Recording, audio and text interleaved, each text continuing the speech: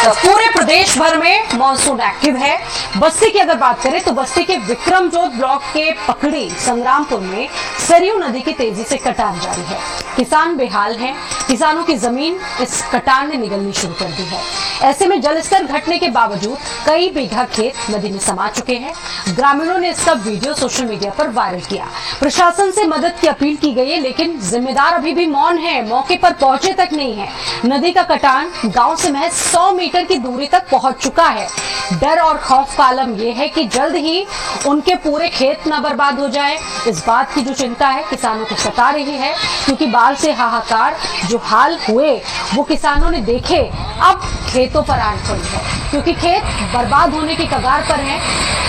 मुश्किलें कितनी हैं समझी जा सकती है। किसानों ने वीडियो बनाकर वायरल किया है। प्रशासन से, जनप्रतिनिधियों से अपील की है कि कम से कम वो वहां आकर उनकी समस्याएं देखे। तो जरा आप भी ये तस्वीरें देखिए, और ये तस्वीरें बयां करती हैं कि कितनी दूर तक आपदा आ चुकी है, मुश्किलें बढ़ चुकी किसानों की, लेकिन उसके बाद भी जो जिम्मेदार हैं वो ये देखने तक के लिए नहीं पहुंचे। स्थितियों को बार बार जिम्मेदारों को अवगत कराया गया, लेकिन उसके बाद भी स्थिति जस की तस है।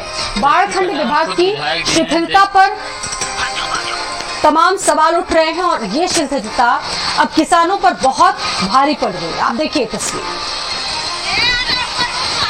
तो कटान की ये स्थिति है।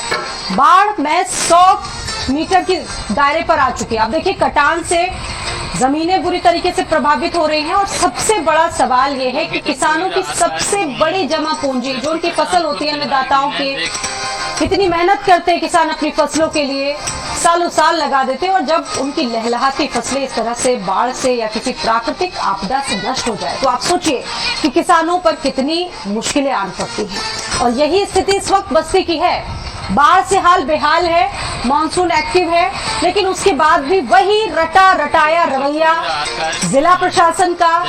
बड़ा सवाल यह है कि एक भी जनप्रतिनिधि मौके पर पहुंचा नहीं है, स्थितियों को देखा नहीं है।